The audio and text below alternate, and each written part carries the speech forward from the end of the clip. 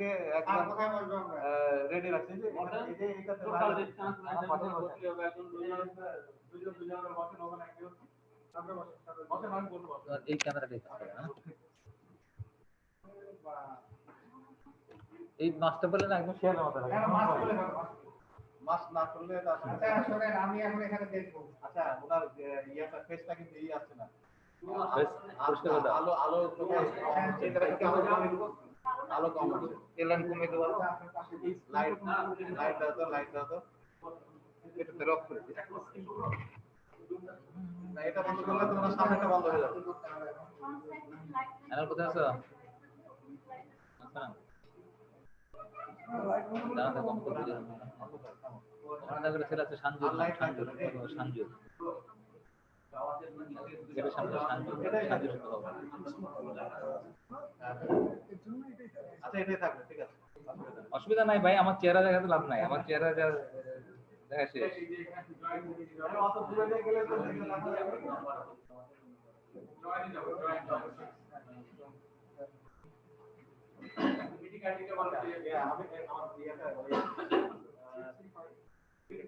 নাহার আছে মাহির আছে এটা কি আমাদের ছাত্ররা অলরেডি হয় যে মাহিরের যে থার্ড ইয়ার ছাত্র এই নিচে দিলে অনেকে পাবেন আপনার আমার মনে হয় এটা ও এখান থেকে আপনার এই যে এখানে দিলে নিচে আর কে আছে দেখা যাবে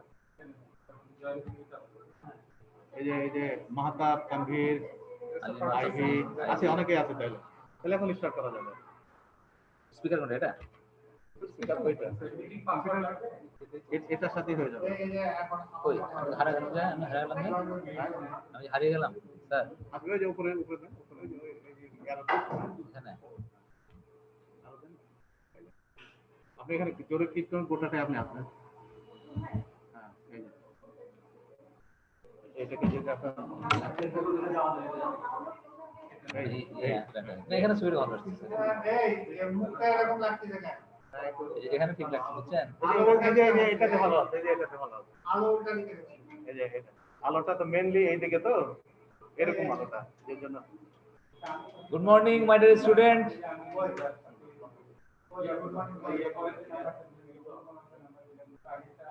আজকে আমি থার্ড ইয়ার স্টুডেন্টদের সাথে কথা বলতেছি 8 জন আমরা জানি যে বাংলাদেশ একটি খুব ক্রান্তিকাল সময় অতিবাহিত করছে এবং বিশেষ পরিস্থিতিতে আমাদের রাজশাহী মেডিকেল ইউনিভার্সিটি এবং রাজশাহী ইউনিভার্সিটির আন্ডারে সকল মেডিকেল কলেজ সহ সকল শিক্ষা প্রতিষ্ঠান বন্ধ রয়েছে কিন্তু আমরা কতদিন বসে থাকবো ঘরে আমরা কতদিন ক্লাস বন্ধ রাখবো কতদিন আমরা শিক্ষা থেকে বিরত থাকবো এরই প্রেক্ষাপটে রাজশাহী মেডিকেল ইউনিভার্সিটির ভিসির তত্ত্বাবধানে আমাদের কমিউনিটি মেডিসিনের সহযোগিতায় আমরা অনলাইন ক্লাস শুরু করেছি এবং কিছু কিছু শিক্ষক ক্লাস নিচ্ছেন এরই প্রেক্ষিতে আমি আজকে তোমাদের সামনে হাজির হয়েছি আসলে ওভারঅল প্রেক্ষাপট নিয়ে আমরা কিছু কথাবার্তা বলবো সার্বিক দেশের অবস্থা আমাদের মেডিকেল শিক্ষা ব্যবস্থা ইত্যাদি বিষয় নিয়ে কথা বলবো তোমরা যারা অনলাইনে আছো তারা নিশ্চয়ই শুনতে পাচ্ছ আমরা সকলেই জানি যে আমরা 3 বার ডাক্তার হই একবার করে যখন ভর্তি হই তখন আমরা নিজেকে ডাক্তার মনে করি আরেকবার যখন থার্ড ইয়ারে উঠি তখন আমাদের নিজেকে ডাক্তার মনে হয় কারণ তখন আমরা অ্যাপ্রন গায়ে দিয়ে স্টেথোস্কোপ ঘাড়ে নিয়ে ওয়ার্ডে যাই রোগীদের সাথে কথা বলি রোগীদের সংস্পর্শে আসি তখন নিজেকে ডাক্তার মনে হয় এবং ফাইনালি যখন পাস করি ইন্টার্নশিপ শুরু করি তখন আমাদের রিয়েল ডাক্তার আমরা পরিণত হই তো থার্ড ইয়ার জায়গাটা একটু ডিফারেন্ট একটু বেসিক সায়েন্স পড়ার চেয়ে একটু আলাদা তো থার্ড ইয়ারে আমরা ক্লিনিক্যাল সাইডগুলোর সাথে একটু এক্সপোজ হই আমরা থার্ড ইয়ারে যেই surgery medicine gynae int orthopaedic সবগুলোর সাথে এক্সপোজ হই সেই জায়গাগুলো একটু ডিফারেন্ট সেই বিষয় নিয়ে আজকে আমি কথা বলবো আমি দেখছি অনেকেই যোগদান করছে ক্লাসে আমার ভালো লাগছে যে তারা মেডিকেল কলেজে না থেকে ক্লাস করতে পারছে আর কি তো আমরা জানি যে ফাইনাল ইয়ার পরীক্ষাটা হলো আসলে একদম শেষে থার্ড ইয়ারের পরে ফোর্থ ইয়ারের একটা 1 বছরের ক্লাস থাকে তারপরে ফাইনাল ইয়ারে যাবে 18 মাস আমাদের ক্লাস করার পরে পরীক্ষা দিতে হয় এবং আমরা জানি ফাইনাল ইয়ারের ক্লাসগুলো অনেক লম্বা একটা কোর্স সার্জারি মেডিসিন গাইনি সার্জারির অনেকগুলো অ্যালাইড সাবজেক্ট মেডিসিনের অনেক অ্যালাইড সাবজেক্ট গাইনি অনেক বড় বড় সাবজেক্ট সেই সাবজেক্টগুলো আমাদের মাত্র 18 মাস সময় পড়তে হয় কিন্তু যদি থার্ড ইয়ার থেকে আমরা একটু মনোযোগী হই থার্ড ইয়ার থেকে ওয়ার্ডে যদি কনসেন্ট্রেট করি তাহলে কিন্তু অনেক বিষয় আমার ফাইনাল ইয়ারে চাপটা কম হয়ে যায় সুতরাং থার্ড ইয়ার থেকেই কারিকুলামটা এমনভাবে ডেভেলপ করা আছে যে ফার্স্ট ইয়ারে পাস করে সে কিন্তু ক্যারিয়ারে থার্ড ইয়ারে ফোর্থ ইয়ারে ফিফথ ইয়ারে সবসময় ক্লাস করতে পারে তো আমি প্রথমেই সবাইকে অনুরোধ জানাবো যে আমাদের হাতে যে সময়টা আছে সেটাকে বাড়িতে বসে থেকে নষ্ট না করে আমরা কিছু কিছু জিনিস আগে থেকে পড়ে একটু এগিয়ে রাখি। আমরা আজকে ক্লিনিক্যাল ক্লাস নিয়ে যদি কথা বলতে যাই, আমরা জানি থার্ড ইয়ারে যেহেতু দুটো সাবজেক্ট ফরেনসিক মেডিসিন এবং কমিউনিটি মেডিসিন, এই দুটি ক্লাস একটু প্যারাক্লিনিক্যাল টাইপের ক্লাস। এখন ফরেনসিক এবং কমিউনিটির সাথে ক্লিনিক্যাল ক্লাসগুলো ঠিক যাচ্ছে না। আমাদের সময়টা ছিল থার্ড ইয়ারে আমরা ফার্মাকোলজি পড়তাম এবং প্যাথোলজি পড়তাম, যে ডিজিজ এই দুটো সাবজেক্টের সাথে ক্লিনিক্যাল ক্লাসে খুব মিল ছিল। আমরা ওয়ার্ডে যে রোগ দেখতাম এটা প্যাথোলজিতে পড়তাম, ওষুধের নাম শুনতাম সেটা ফার্মাকোলজি পড়তাম, সেই জায়গায় একটা মিল ছিল। কিন্তু এখন সেই মিলটা নাই, এই জন্য আমাদের একটা এক্সট্রা প্রেশার মনে হতে পারে যে এদিকে কমিউনিটি পড়ার চাপ, ফরেন্সিক পড়ার চাপ, আবার ওদিকে ফার্মাকোলজি এবং প্যাথোলজি পড়ার চাপ। সুতরাং আমাদের এই জায়গাগুলো একটু অ্যাডজাস্ট করে আমাদের নিজেদেরকে মানিয়ে নিতে হবে। আমি বলবো শুরু থেকেই যারা ওয়ার্ডে যাবে বা রোগী দেখবে তারা কিছু কিছু ব্যাপারে এখন থেকে একটু সিরিয়াসলি প্রিপারেশন নিতে হবে। আমাদের কাছে কিছু বই থাকে, আমরা থার্ড ইয়ার থেকে সেইগুলো বই পড়তে বলি, যেমন সার্জারি আমরা বলি এস দাস, হ্যামিল্টন বেলি, নরমান এন্ড ব্রাউস, এগুলো ক্লিনিক্যাল সার্জারি বই। এখানে রুগী কিভাবে দেখতে হয়, রুগীর সঙ্গে কিভাবে কথা বলতে হয়, কিভাবে হিস্ট্রি নিতে হয়, কিভাবে রুগীর গায়ে হাত দিতে হয়, রুগী পরীক্ষা নিতে করতে হয়, এগুলো বিষয়গুলো কিন্তু লেখা আছে। এগুলো পড়ার চেয়ে প্র্যাকটিক্যাল ডেমনস্ট্রেশন খুব ইম্পর্টেন্ট, যেটা সুযোগ কিন্তু এই মুহূর্তে আমাদের হাতে নাই। সুতরাং আমি অনুরোধ করবো যে এই বইগুলো একটু হাতের কাছে নিয়ে ছবিগুলো দেখে নাড়াচাড়া করা, এবং ইউটিউবে অনেক ভিডিও পাওয়া যায় যেখানে এক্সামিনেশন প্রসিডিউর গুলো চমৎকার করে বলা আছে। সুতরাং সেই ইউটিউবে যে আমরা কিন্তু ঘরে বসেই বিভিন্ন এক্সামিনেশন দেখতে পারি, swelling examination, ulcer examination, thyroid examination, hernia hidrosis examination, এগুলো কিন্তু খুবই আমাদের লাগে পরীক্ষার সময়। সুতরাং বাসায় বসে আমরা সময় নষ্ট না করে কিন্তু ইউটিউবে এগুলো আমরা দেখতে পারি। আমার অনলাইনে ক্লাসের অভিজ্ঞতা শেয়ার করেছি, এখানে অনেক টিচার রয়েছেন, আমার পিছনে দেখতে পাচ্ছি প্রফেসর আসফুদ্দুল্লাহ শ্যামল, প্যাথোলজি বিভাগের হেড, আমাদের শাহিনা বা ফার্মাকোলজির হেড, তারা সবাই কিন্তু আমার সাথে এক্সপিরিয়েন্স শেয়ার করতে আসছে। কারণ অনলাইনে ক্লাস নিয়ে আমরা অভ্যস্ত নাই, আমি শুধু এক চিটে বকে যাচ্ছি, আমি কোনো রিয়াকশন অ্যাসেস করতে পারছি না, ক্লাসের রিডিং আমি বুঝতে পারছি না যে তোমরা শুনছো কি শুনছো না, বা সেটা বুঝতেছো কি বুঝতেছো না, সেটা আমরা বুঝতে পারছি না।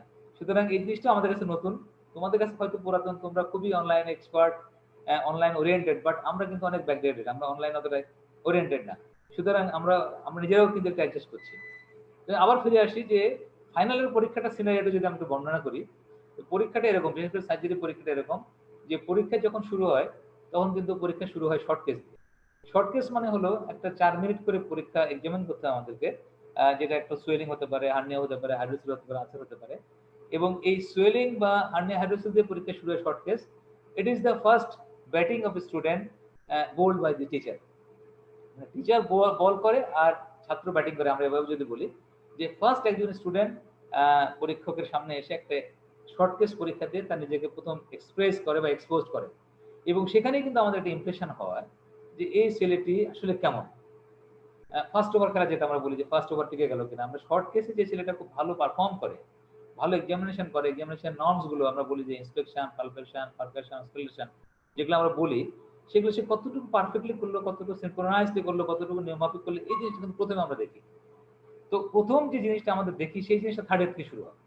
সুতরাং আমরা বলি যে শর্ট কেস যার ভালোভাবে শুরু হয় তার পরীক্ষা কিন্তু ভালো, তার পরীক্ষা ডেফিনেটলি পরের স্টেপ লং ভাইবা বলো বা লং কেস বলো, সব জায়গায় কিন্তু পরীক্ষা ভালোভাবে শুরু হয়।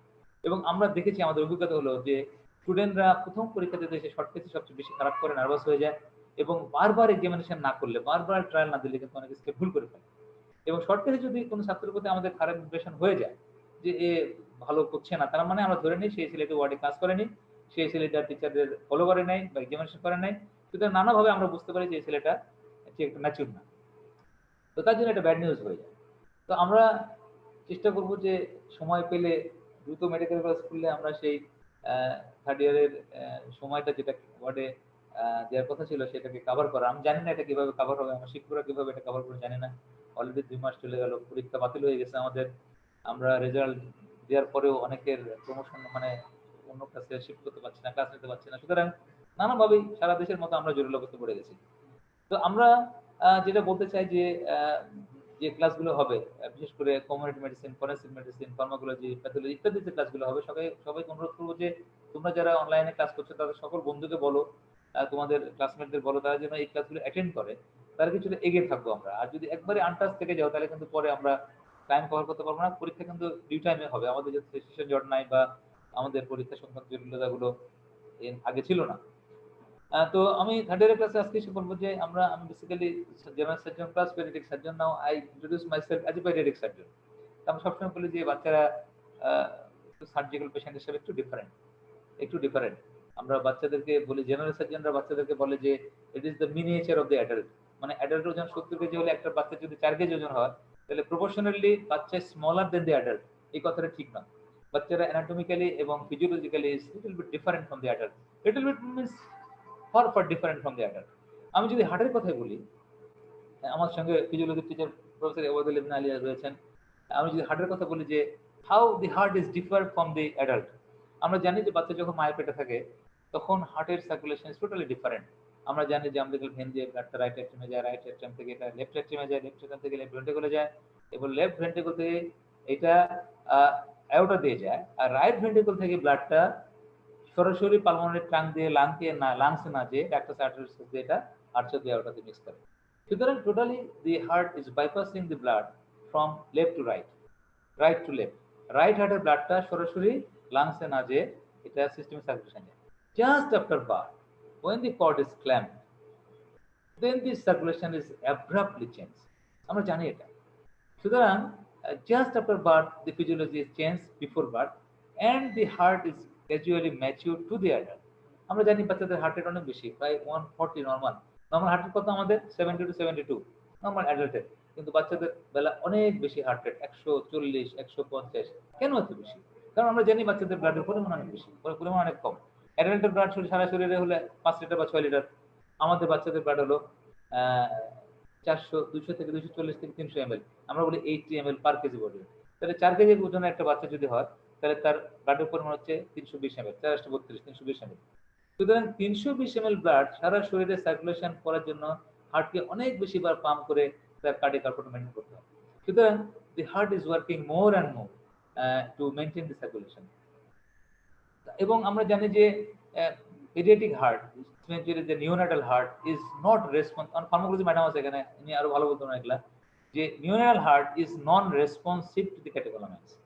আমরা অনেকে এটা জানি না, আমরা অনেক ফিজিশিয়ানস এটা হয়তো ইগনোর করি যে neonatal heart is not responsive to the catecholamines, মানে অ্যাড্রেনালিন, নন অ্যাড্রেনালিন, ডোপামিন এগুলাতে কিন্তু নিওনাটাল হার্ট কাজ করে না, non responsive, because the sympathetic system is not fully developed to overact heart rate বাড়ানো বা কমানোর জন্য খুব বেশি কাজ করতে পারে না। সুতরাং বাচ্চাদের হার্ট যদি কখনো ব্র্যাডিকার্ডিয়া হয়, এখানে অ্যাড্রেনালিন, নন অ্যাড্রেনালিন, ডোপামিন দিয়ে এগুলো কাজ করে না। সুতরাং এইসব ফিজিওলজি আমাদের জানতে হবে। এই জন্য paediatric surgery will be different from the adult. আমরা পেডিয়াট্রিক সার্জারি ক্লাস আজকে না বলি, আমরা অ্যাডাল্টের ক্লাসে বলি যে অ্যাডাল্টে আমরা অনেক ক্লিনিক্যাল ক্লাসের যে শর্ট কেস হার্নিয়া হাইড্রোসিসের কথা বলছিলাম, এগুলো কিন্তু আমরা থার্ড ইয়ারেই শিখাই।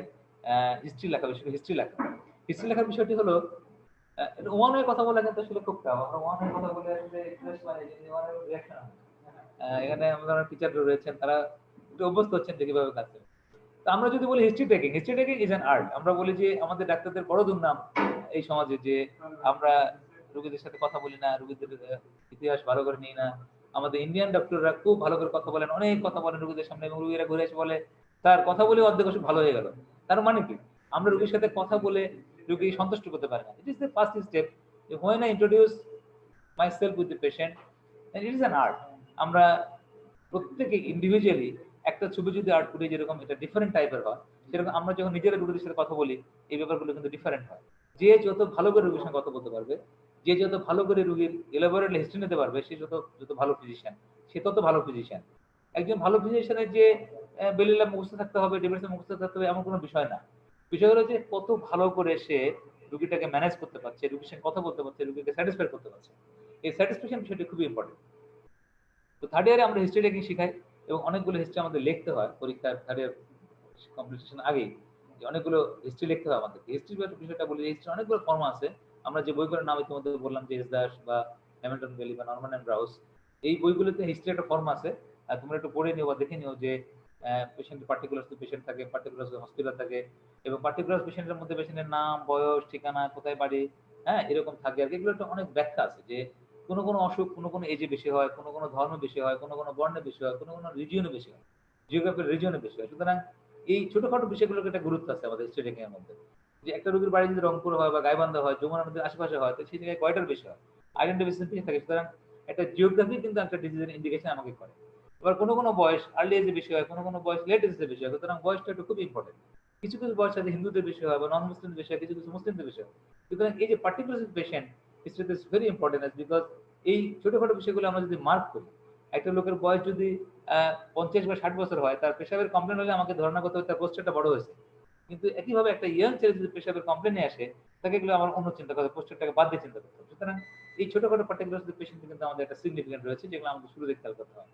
এরপর আমরা যেটাকে বলি সেটা হলো যে পার্টিকুলার হসপিটাল, সেখানে রোগীটা কোন ওয়ার্ডে ভর্তি হয়েছে, কোন প্রফেসর আন্ডারে ভর্তি হয়েছে, কবে ভর্তি হয়েছে, আমি কবে পরীক্ষা করছি, এগুলো বিষয়গুলো কিন্তু আমাদের লিখতে হবে। এরপরে আছে আমাদের হিস্ট্রি অফ প্রেজেন্ট ইলনেস। তোমরা বইগুলো খুলে দেখবে history of presenting complain with duration.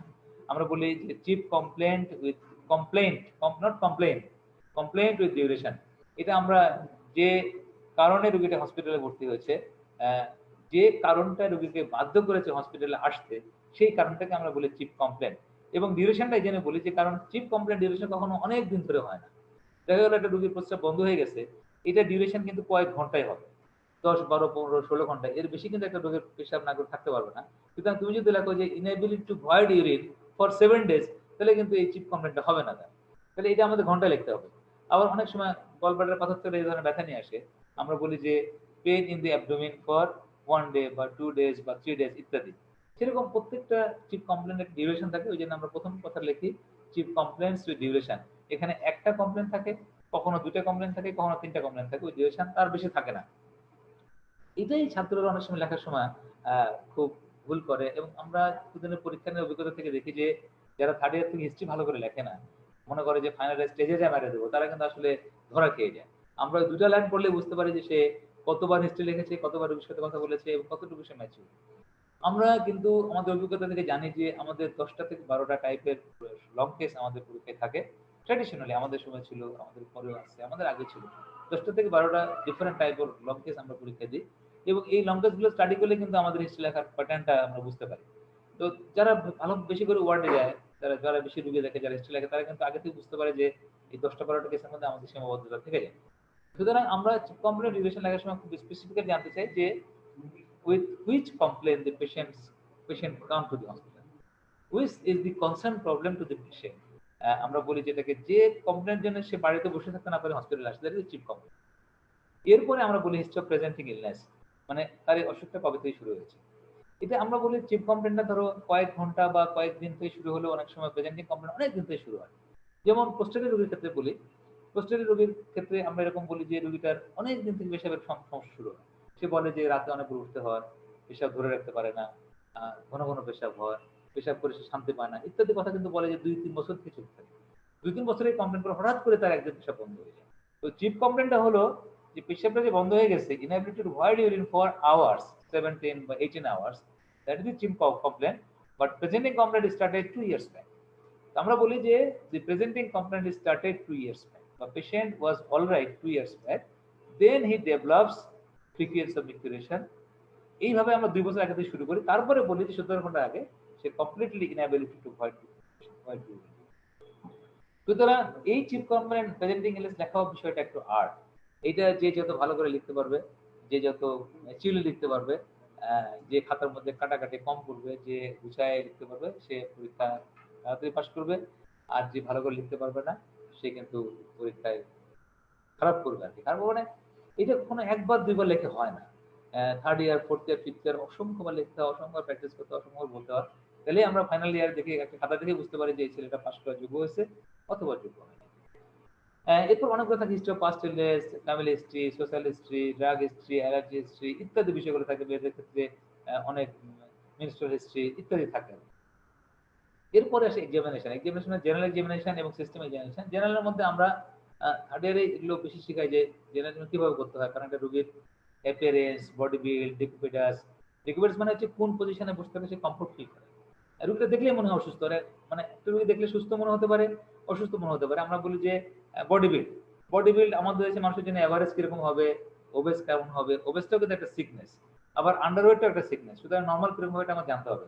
আমি যদি অসংখ্যবার ওয়ার্ডে ঘুরি, তাহলে বুঝতে পারবো যে এই রোগীগুলো নর্মাল, এই রোগীগুলো আমাদের দেশের জন্য ওভারওয়েট, এই রোগীগুলো আন্ডারওয়েট।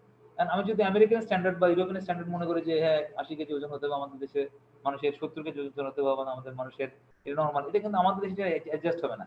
আমাদের ওয়ার্ডে ঘুরতে ঘুরতে আমরা বুঝতে পারবো যে এই রোগীগুলো আমাদের দেশে এভারেজ ওয়েট, তার কমে হলে আমরা বলি আন্ডার নিউট্রিশন বা আন্ডারওয়েট, বেশি হলে বলি ওভারওয়েট বা ওবেস।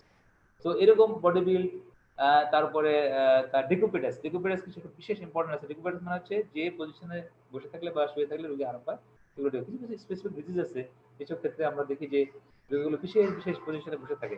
যেমন আমরা বলি প্যানক্রিয়াটাইটিস, এই রোগীগুলো একটা পজিশনে বসে থাকে বলে মোহামেডান পজিশন, মানে রুকুতে সেজদায় গেলে মানুষ যেভাবে বসে থাকে সেভাবে বসে থাকতে কমফোর্ট ফিল করে। এগুলো দেখেই বোঝা যায় যে এই রোগীটা প্যানক্রিয়াটাইটিস হয়েছে। কারণ তুমি যদি অসংখ্য ওয়ার্ডে যাও তাহলে তুমি দেখলে বুঝতে পারো যে এই রোগীটা প্যানক্রিয়াটাইটিস, তখন তুমি ওই লাইনে তাকে প্রশ্ন করবা।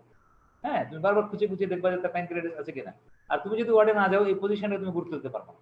সুতরাং এগুলো পজিশন দেখতে হয় যে তার বডি বিল্ড, ডিকুপেটাস এবং সাইকোলজিক্যাল স্ট্যাটাস ভেরি ইম্পর্টেন্ট। যে রোগীটা তোমার সাথে কিরকম ব্যবহার করছে, তোমার সাথে কিভাবে রিঅ্যাক্ট করছে। তুমি নিজে নিজে বললে যে আমি একজন ডাক্তার, আমি আপনার হিস্ট্রি নেবো বা আপনার পরীক্ষা নিয়ে করবো, সেই কথাতে সে কেমন রিঅ্যাক্ট করছে এই জিনিসটা কিন্তু শুরু তোমাকে সাইকোলজি স্ট্যাটাসটা তোমাকে জেনে নিতে হবে। রোগী যদি খুব অ্যাগ্রেসিভ হয় তাহলে তোমার তার সাথে সেভাবে বিহেভ করতে হবে। রোগী যদি নন কোঅপারেটিভ হয় তাহলে তোমার সাথে সেভাবে বিহেভ করতে হবে।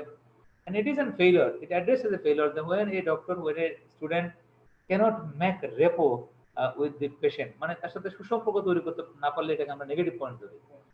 রোগী যদি কোনো ডাক্তারের সাথে ঠিক ইজি না হতে পারে, এই জন্য আমরা নেগেটিভ ধরি।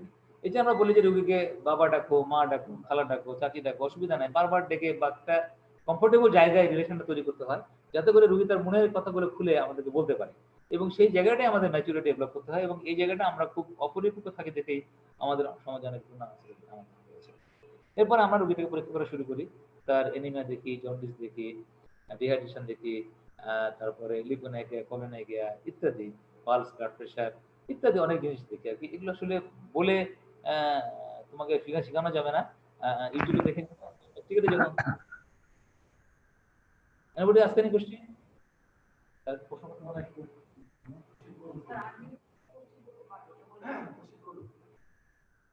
না, তোমরা কি কোনো প্রশ্ন করতে চাও? প্রশ্ন করতে চাইলে তারা তাদেরটা আনমিউট করে, আমি বলে যাব। আমি কি আনমিউট আছে শুনতে পাচ্ছি? না, আপনি এটা শুধু ল্যাপটপ। যেটা বলছিলাম যে এনিমিয়া জন্ডিস দেখানো এটা খুবই একটা স্কিলনেসের ব্যাপার। আমরা যদি স্কিলনেস মানে হচ্ছে একটা জিনিস বারবার প্র্যাকটিস করার পরে একটা স্কিলনেস ডেভেলপ করে, এটা কখনো দেখে বা শুনে বা কারো দেখে এটা হবে না। আমার নিজেকে করতে হবে, এবং আমি নিজে যতবার এটা করবো ততবার আমার একটা ম্যাচুরিটি হবে, এবং আমরা এটা ছেলেমেয়েরা রোগীকে হাত দিলে বুঝতে পারি যে কতবার এনিমিয়া দেখছে, কতবার জন্ডিস দেখছে। এনিমিয়া চোখের নিচের পাতা দেখতে হয়, জন্ডিস চোখের উপর পাতা দেখতে হয়, এনিমিয়া জিভার উপরে দেখতে হয়, জন্ডিস জিভার নিচে দেখতে হয়, ইত্যাদি বিষয়গুলো আছে। এগুলো আস্তে আস্তে আমরা প্র্যাকটিক্যাল ক্লাসে শেখাবো। আমরা পালস দেখতে শিখবো, ব্লাড প্রেশার দেখতে, পালসের অনেকগুলো আছে, রেট কত, রিদম কত, ভলিউম কত, ক্যারেক্টারিস্টিক এরকম ইত্যাদি, ব্লাড প্রেশার সিস্টোলিক কত, ডায়াস্টোলিক কত, পালস কত ইত্যাদি বিষয়গুলো আমাদের জানতে হবে। এগুলো আস্তে আস্তে আমরা জানবো এগুলো জিনিস। এরপরে আমরা সিস্টেমিক এক্সামিন করি। সিস্টেমিক এক্সামিন মানে হচ্ছে যে রোগীটা আমরা বিভিন্ন সিস্টেম, যেমন আমাদের নিউরোলজিক্যাল সিস্টেম আছে, কার্ডিওভাস্কুলার সিস্টেম আছে, রেসপিরেটরি সিস্টেম আছে, হেপাটোভাস্কুলার সিস্টেম আছে, অ্যাবডোমেন অ্যাজ এ হোল আছে, এবং এরপর নিউরোলজি, মাসকুলার ইত্যাদি আছে। তো সার্জারির ক্ষেত্রে বেশি লাগে হচ্ছে অ্যাবডোমিনাল এক্সামিনেশনস, এবং তার সাথে কিছু রেসপিরেটরি এবং কার্ডিওভাস্কুলার সিস্টেম লাগে। তো অ্যাবডোমেনের মধ্যে আমরা জানি যে কিছু অর্গান থাকে। Abdomen is divided into 4 part. আমরা জানি অ্যাবডোমেন কিন্তু চারটা, আসলে অ্যাবডোমেন কিন্তু চারটা, সার্জিক্যাল অ্যাবডোমেন চারটা। একটা হলো থোরাসিক অ্যাবডোমেন, এখানে থাকে লিভার এবং spleen, normally not palpable. Pelvic abdomen, যেটার মধ্যে ইউরিনারি ব্লাডার থাকে ইন কেস অফ অ্যাডাল্ট, আর ইন কেস অফ ফিমেল থাকে হচ্ছে ইউটেরাস, ওভারি, এগুলো নরমালি পালপেট করা যায় না। আর থাকে রেক্টোপেরিটোনিয়াল অর্গান অ্যাবডোমেন, যেটা থাকে হচ্ছে ইউজুয়ালি দি কিডনি এবং অ্যাড্রিনাল গ্ল্যান্ড এবং রেড ভেসেলস, এবং অ্যাবডোমেন প্রপার, এর মধ্যে থাকে হচ্ছে ইন্টেস্টাইন এবং মেজেন্ট্রিম। সুতরাং অ্যাবডোমেন যদি এক্সামিন করতে বলি, আমাকে চারটা জায়গায় লোকেট করে এক্সামিন করতে হয়। আমরা জানি যে অ্যাবডোমেন এক্সামিন করার ব্যাপারে আমরা অনেকগুলো নর্মস আছে, ইন্সপেকশন, পালপেশন, পালপেশন, অস্কালেশন। ইন্সপেকশন মানে হলো যে it is an art, it is an art. এটা বলে বোঝানো যাবে না যে ইন্সপেকশন কিভাবে করতে হয়। ইন্সপেকশন মানে একটা রোগীকে আমি দেখবো, দেখে কিন্তু অনেক কিছু বলা যায়। একটা রোগীর অ্যাবডোমেন দেখে অনেক কিছু বলা যায়। নরমালি অ্যাবডোমেনটা স্ক্যাফয়েড থাকে। স্ক্যাফয়েড মানে হচ্ছে জিফিস্টার্নাম এবং সিম্পাথিস পিউবিস যদি একটা স্কেল রাখা যায়, জিফিস্টার্নাম এবং সিম্পাথিস পিউবিস যদি একটা স্কেল রাখা যায়, তাহলে আম্বিলিকাসটা স্কেলে টাচ করবে না। যদি এরকম হয়, এটাকে আমরা বলি স্ক্যাফয়েড অ্যাবডোমেন। এটা কিন্তু ওয়েস্টার্ন কান্ট্রিতে স্ক্যাফয়েড পাওয়া যায়। আমাদের দেশের সব লোকেরই পেট মোটা, আমাদের ভুঁড়ি আছে, বা আমরা জিওগ্রাফিক্যালি এই দেশের মানুষের অ্যাবডোমেন নরমালি একটু মোটা থাকে, আমাদের ভুঁড়ি থাকার কারণে। যার ফলে আমরা যদি স্কেল দেখে আম্বিলিকাস এবং সিম্পাথিস পিউবিস জিভয়েড প্রসেস এবং সিম্পাথিস পিউবিস স্কেল দেখে দেখি যে আম্বিলিকাস টাচ করে গেছে, আমরা কিন্তু এটা বলতে পারি না ডিস্টেন্ডেড। তো নরমালি স্ক্যাফয়েড, তারপর আমরা বলি নর্মাল, তারপর বলি ডিস্টেন্ট। ডিস্টেন্ট মানে কি পেটটা ফুলে থাকে। ইন্সপেকশনে আমি দেখি যে এটা কি স্ক্যাফোল্ড, এটা কি নর্মাল নাকি ডিস্টেন্ট। তো ডিস্টেনশন দেখলে আমরা বুঝতে পারি অনেকগুলো কারণে ডিস্টেনশন হয়। তো এখন যদি তুমি ডিস্টেনশন দেখা না জানো, তাহলে তুমি কিভাবে সন্দেহ করবা তার ইন্টেস্টিনাল অবস্ট্রাকশন হয়েছে, নাকি কোনো টিউমার হয়ে পেট বড় হয়েছে, নাকি স্প্লিন লিভার কিডনি বড় হয়েছে, না কি বড় হয়েছে। সুতরাং আমাকে ইন্সপেকশন দেখে অ্যাসেসমেন্ট করতে হয় তার কি জন্য অ্যাবডোমেনটা ফুলে রয়েছে। এরপরে আমরা পালপেশন করি। পালপেশনের মধ্যে সুপারফিশিয়াল পালপেশন, ডিপ পালপেশন আছে। ডিপ পালপেশনের মধ্যে আমরা অর্গান পালপেশন করি। অর্গান মানে লিভার, স্প্লিন, কিডনি, এটা দেখার একটা ভীষণ রকম আর্ট আছে। আমরা প্র্যাকটিক্যালি দেখাবো এগুলা যদি সুযোগ পাই কখনো।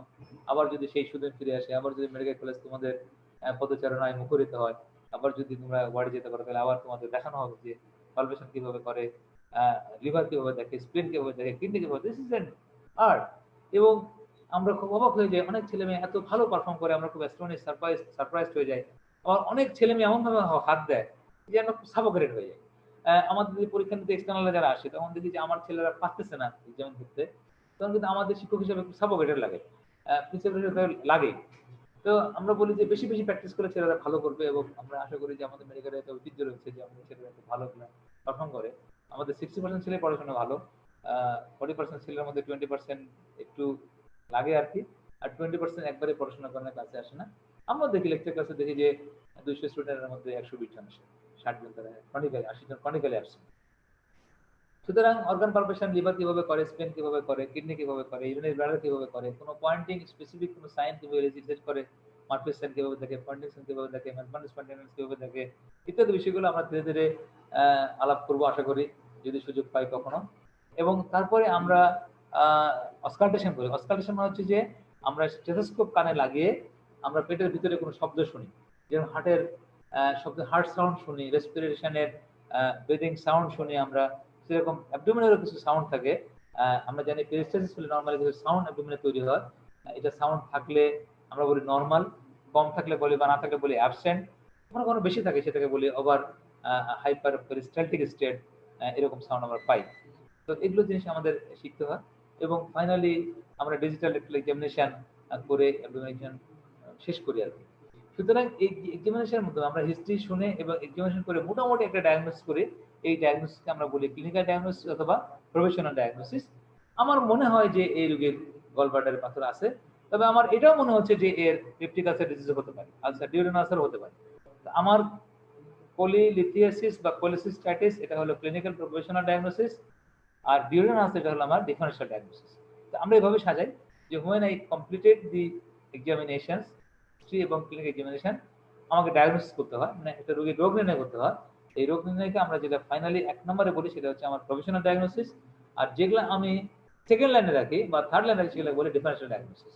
যেমন একটা রোগীর যদি উপরে পেটে ব্যথা হয়, সে যদি ডান দিকে হয়, ব্যথাটা যদি খাওয়ার পরে হয়, ফ্যাটি ফুড খেলে হয়, পোলা মাংস খেলে হয়, তাহলে আমরা বলি যে এটা কোলিসিস্টাইটিস হবে তার প্রফেশনাল ডায়াগনোসিস। সাথে সাথে তার প্যানক্রিয়াটাইটিস বা ইউরিনারি আলসার এটা হবে আমার প্রফেশনাল ডায়াগনোসিস। তো এইটা আমি শেষ করার পরে আমি অ্যাকচুয়ালি জানি না যে আসলে তার গলব্লাডার পাথরের জন্য হচ্ছে, নাকি আলসারের জন্য হচ্ছে, নাকি প্যানক্রিয়াসের জন্য হচ্ছে। তখন আমি কিছু পরীক্ষা নিরীক্ষা সাজেস্ট করি, এটাকে বলি আমরা ল্যাবরেটরি টেস্ট। তো ল্যাবরেটরি টেস্টে আমাদের খুব দুর্নাম আছে আমাদের দেশের ডাক্তারদের যে আমরা ইনঅ্যাডভারেন্ট অনেক পরীক্ষা নিরীক্ষা লিখি। অনেক ডাক্তারের কাছে সিল রয়েছে, সিল মানে একটা সিল বানানো আছে অথবা প্রেসক্রাইব ছাপানো রয়েছে, আমি ইচ্ছা মতো টিক দিয়ে দিই। এবং এটা আমার ডায়াগনোসিসের সাথে খুব একটা রিলেটিভ হয় না কখনো কখনো। যেমন আমি যদি একটা রোগীর সাসপেক্ট করি যে তার গলব্লাডার পাথর আছে, আমার প্রথম পরীক্ষা দেবো ultrasonogram of the upper abdomen. কিন্তু আমি যদি আগে লিখি blood TC, DC, ESR, haemoglobin, XSS, ECG, RBS, এই কয়টা পরীক্ষা নিরীক্ষা কিন্তু আমার এই যে এতক্ষণ হিস্ট্রি নেওয়া বা এক্সামিনেশন করার সাথে খুব একটা মিলল।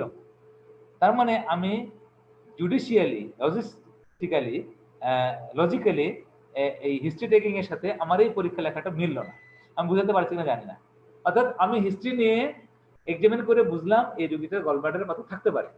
সুতরাং আমার ইনটিউশন প্রথমে হবে যে আমি এটা দেখবো যে গলব্লাডারের পাথর আছে কি আছে না, নাই। সুতরাং আমি দেখবো আল্ট্রাসোনোগ্রাম প্রথমে করে, যে আল্ট্রাসোনোগ্রাম আমাকে বলবে গলব্লাডারের পাথর আছে কি নাই। তাহলে আমার প্রথম পরীক্ষা লেখার কথা হচ্ছে আল্ট্রাসোনোগ্রাম। কিন্তু আমি যদি এরকম লিখি যে advice blood TC, DC, ESR, haemoglobin, XSS, ECG, RBS, তাহলে আমার ডায়াগনোসিসের সাথে এটা কোনো হেল্প করলো। এটাকে আমরা বলি যে inadvertent non judicial advice of the investigation. আমরা সতর্ক হবো, এখন থেকে তাদেরতেই সতর্ক হবো যে পরীক্ষা নিরীক্ষা আমি এমনটা লিখবো যেটা আমার এতক্ষণ যে পরিশ্রম করলাম, হিস্ট্রি নিলাম, এক্সামিন করলাম, তার সাথে এটা লজিক্যালি মিল। আমি আসলে জানতে চাই তার অসুখটা কি। আমি তার রক্ত পরীক্ষা এক্সারসাইজ পরে করব, বাট আমি প্রথমে জানতে চাই যে তার আসলে ডিজিজটা কি। সুতরাং আমার পরীক্ষা নিয়ে দেখে 1 নম্বর হবে আল্ট্রাসোনোগ্রাম। আল্ট্রাসোনোগ্রাম যদি দেখি যে তার হ্যাঁ গলব্লাডার পাথর রয়েছে, সেই রোগীর সার্জারি লাগবে অথবা অন্য কিছু লাগবে, তখন আমি তার সাপোর্টিং ইনভেস্টিগেশন করে নেবো। তার হার্টটা কেমন আছে, রক্তটা কেমন আছে, ইসিজিটা কেমন আছে, লাংসটা কেমন, ইত্যাদি পরের ব্যাপার। কিন্তু আমি যদি প্রথমে ওগুলো দেখে ফেলি, তাহলে আমাকে মানুষ বলবে যে এই ডাক্তার সাহেব খুব একটা রোগীর ব্যাপার আন্তরিক না। এই ঘটনাটাই আমাদের দেশে ঘটছে। এই ঘটছে এই কারণে যে এই কথাগুলো আমরা ভালো করে বলতে পারি না, তোমরা ভালো করে শিখতে পারো না।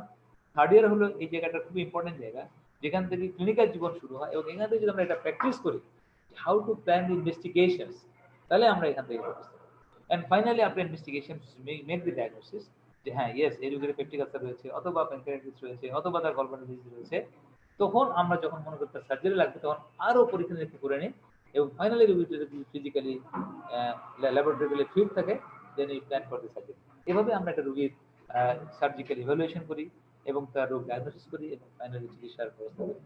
আমি বারবার এই জায়গাটায় বলে আজকে শেষ করবো যে হিস্ট্রি টেকিং এর বিষয়টা আমরা খুবই ইনএফিশিয়েন্টলি করি। আমাদের মধ্যে এই জায়গাটার আমরা বলি, যদি খুব ফ্রেশ বাংলায় বলি, যে মহব্বতটা খুব কম। মানে রোগীর কাছ থেকে তথ্য জানার যে কিউরিয়াসিটি আমার থাকার কথা, আমি খুব আমরা পরীক্ষা নির্ভর ডাক্তার হয়ে যাচ্ছি। কারণ আমি রোগীকে যদি একগাদা পরীক্ষা লিখে দিই, তাহলে কিন্তু পরীক্ষায় আমাকে বলে দেবে তার আসলে কি হয়েছে। এতে করে হবে কি, আমার যে রোগীর সাথে কথা বলে যে র্যাপো বিল্ডিং করার কথা ছিল, যে একটা আন্তরিক বন্ধন তৈরি করার কথা ছিল, সেই জায়গাটা করে হ্যাঁ আপনার কি হয়েছে, পেটে ব্যথা, যান পরীক্ষা করে নিয়ে আসেন। এভাবে কিন্তু রোগ ডায়াগনোস করা সম্ভব, এবং বেশিরভাগ ক্ষেত্রে আমরা এই কাজটা করি। রোগী বলে আমি কোনো কথা শুনলেন না ডাক্তার, আমি গেলাম কুষ্টিয়া থেকে আসলাম, এত টাকা গাড়ি ভাড়া দিয়ে এত সময় নষ্ট করে গেলাম, ডাক্তার সাহেব গেলাম, ডাক্তার সাহেব কোনো কথাই শুনলো না, গেলাম আর পরীক্ষা লিখে দিল। হ্যাঁ we can make diagnosis such a way. আমরা কিন্তু এভাবেই রোগ ডায়াগনোস করতে পারি, কারণ এক গাদা পরীক্ষা করে কোথাও না কোথাও ধরা পড়বে তার গলব্লাডার স্টোন রয়েছে। কিন্তু আমি যদি রোগীর সাথে কথা বলি, রোগী কুষ্টিয়া থেকে আসলো কথা বলার জন্য, আমি তাকে 10 মিনিট ধরে কথা বললাম এবং তার অনেক কথা শুনলাম, তার বাড়ির খবর নিলাম, তার ভাই বোনের খবর নিলাম, যে আপনার মা খালার কারো এরকম অসুখ ছিল কিনা।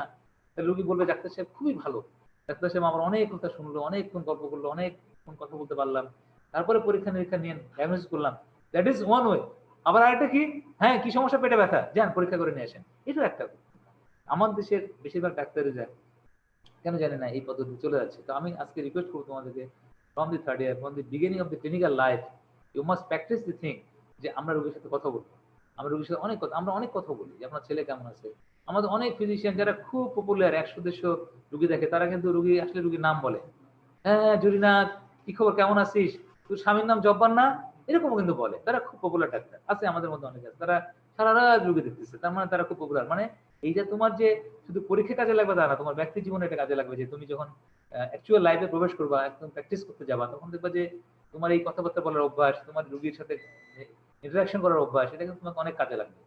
সুতরাং third year, at the beginning of the clinical life, you must practice the thing and you will into yourself, তোমার মাথাটা ব্রেনটাকে আজকে ঘুরাই দিবা যে আমি ছেলে এরকম ডাক্তার হবো, আমি সবচেয়ে ভালো ফিজিশিয়ান আমাদের ডাক্তার হবো, যে ডাক্তার অনেক কথা বলে রোগীর সাথে, অনেকক্ষণ ধরে রোগী দেখে এবং রোগীর প্রতি একটু মহব্বত, একটু ভালোবাসা, একটু মায়া নিয়ে দেখে, সেরকম ফিজিশিয়ান হবো, সেরকম সার্জন হবো। হ্যাঁ, তাহলে পরে আমাদের ভালো হবে। আমরা একটু আত্মহমিকে ভুগি, কারণ আমরা খুব ভালো ছাত্র ছিলাম স্কুলে, ফার্স্ট বয় ছিলাম, খুব ভালো মার্কস নিয়ে মেডিকেলে করতেছি, অনেক কম্পিটিশন করতেছি। এই যে আত্মহমিকা, অহংকারের জায়গাটা আজকে আমরা বুঝতে পারছি, যে আজকে সারা বাংলাদেশে যে কোভিড-19 আমাদের আক্রমণ করেছে, আমরা এর যে ম্যানেজমেন্ট করতেছি, এখানে ডাক্তাররা যে কত ভ্যালুলেস, এটা তোমরা শিক্ষিত সমাজ হিসেবে নিশ্চয়ই বুঝতে পারছো, যে আজকে ডাক্তাররা থাকার কথা ছিল ফার্স্ট লাইনে, সেখানে আজকে DC, SP, police commissioner, police, army, এরা হলো ফার্স্ট লাইনে। হ্যাঁ, তারপরে আমাদের লিডাররা হলো সেকেন্ড লাইনে, আর ডাক্তাররা থার্ড লাইনে। ডাক্তারদের নামই কেউ বলে না, চিকিৎসা করছে ডাক্তাররা, কিন্তু ক্রেডিট নিচ্ছে আমাদের অন্যরা। কেন নিচ্ছে? কারণ আমরা শুরু থেকে এই জিনিসগুলো রিয়ালাইজ করি না, আমরা একটু আত্মহমিকে ভুগি, আমরা মানুষের সাথে কথা বলি না, আমাদের সামাজিক যোগাযোগ কম, আমরা খুবই নিজেদের মধ্যে ব্যস্ত থাকি। এই জায়গাগুলো আমাদের কাজে লাগাতে হবে। আমরা ইচ্ছা করলে সবই করতে পারি। তো আমি আশা করবো যে আজকের ক্লাসটা যদি তোমরা ভালো করে শুনে থাকো, তোমাদের জীবন বোধ একটা জায়গায় হয়তো কিছুটা চেঞ্জ করতে পারে এবং ভালো ফিজিশিয়ান হওয়ার ব্যাপারে হেল্প করতে পারে। আমি তোমাদের কাছে কিছু প্রশ্ন শুনতে চাই, যদি কেউ থাকো ক্লাসে, একটু প্রশ্ন করলে আমি হয়তো শুনে উত্তর দিতে পারি। আমার সাথে অনেকে আছে, তারাও তোমার সাথে ইন্টারঅ্যাক্ট করতে পারে। Thank you very much.